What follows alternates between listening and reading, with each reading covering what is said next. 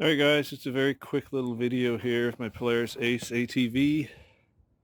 So what I'm doing is making a windshield, a full windshield for this quad. Because of course Polaris wants $400 for one, which is a bit steep. So what I did, I found these Alpina brackets. These are really heavy duty, really nice quality, and they're actually made for mounting LED lights to roll bars. So I'm just going to use them to mount the windshield, because what they do is they give you a standoff foot with a nice flat plate where you would mount your LED light. So you just turn them around and you can mount them on your roll cage on your Polaris Ace, or any roll cage for a razor or whatever. And then I'm going to mount the windshield to this, probably use some rubber spacers here. So what I bought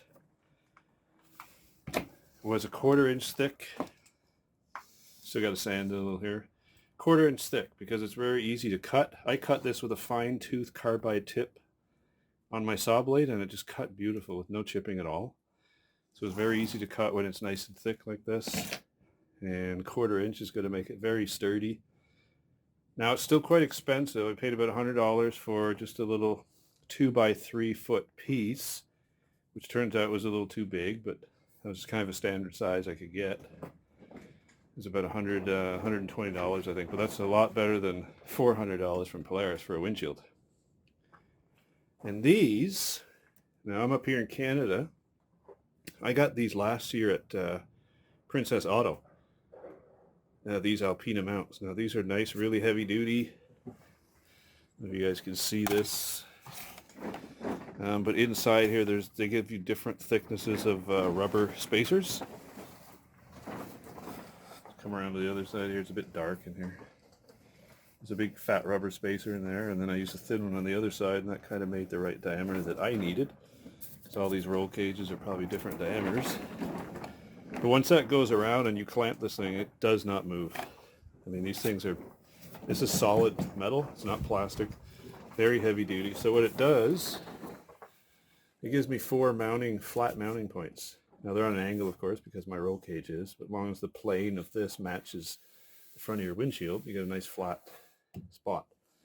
So you can see I put one up here, and then 2 on the other sides.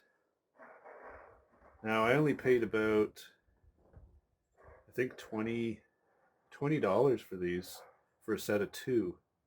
Maybe actually $15, can't quite remember, it's quite a long time ago. They're on sale, so I've only got like maybe $160 total into this front windshield versus your $400 from Polaris. Now you'll notice I already have this. This was on it when I bought it. This is the partial windshield. This is a Polaris OEM part. They're quite expensive too. But if you don't have this, all you got to do is make sure you buy a piece of plexiglass that's big enough, and just come down here and just cut around. Obviously for this you're going to have to use something other than a table saw. I think a little jigsaw will work quite nicely too, and just make it bigger.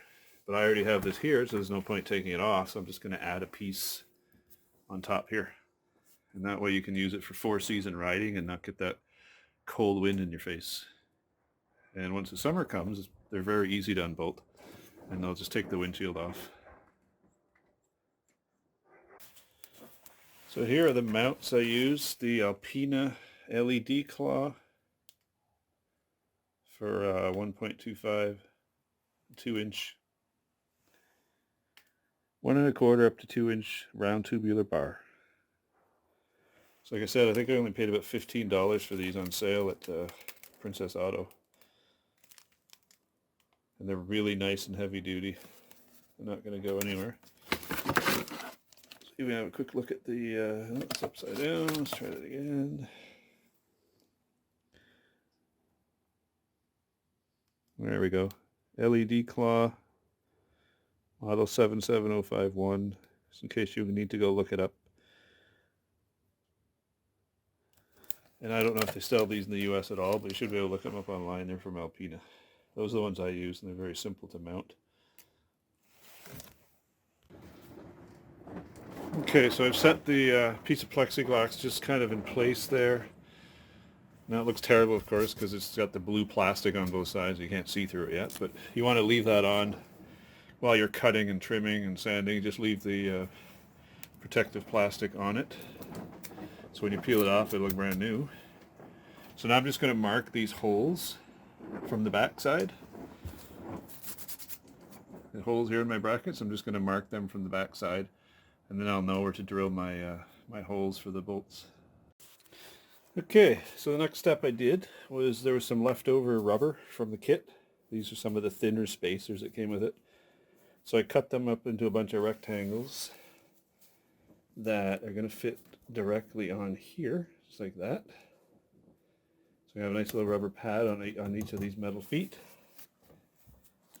And then I drilled a hole through another bunch of rubber pieces and just cut out. I made 4 rubber washers, and they're going to go on the outside of the windshield, like so.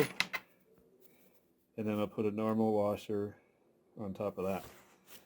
That way you're just clamping nice and snug with the plexiglass. We'll have rubber on both sides. Now it would probably work without this, but this just gives it a little more better mounting method, so it's not rattling right against the plastic. It is 1/4 inch thick, so it's pretty tough stuff, but I still think it's better to put rubber mounts on your Lexan. Okay, so here it is all mounted. So you got a rubber washer under there, washer, bolt, rubber pad under the plexiglass, all tightened up. This is really nice and thick and solid, and it's not going to go anywhere, and looks pretty decent. The only thing I might do is swap this out for some black hardware. It would look a little nicer if this was black instead of zinc plate. So from the back, that's a bit dark here, it's hard to see.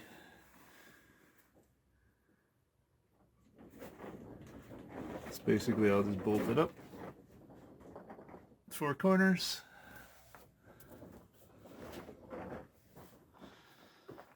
And that's about all there's to it. It's pretty straightforward. I got the roof snapped back in place. Just gotta make sure you don't have the roof up too high. Otherwise it'll interfere. So this cost me probably about $150 versus Polaris $400 for a windshield. Now it's not lock and ride, of course, so you have to unbolt it if you want to take it off. So I might look into some different fastening system, but still pretty fast to take it off if you need to in the summer. See you soon.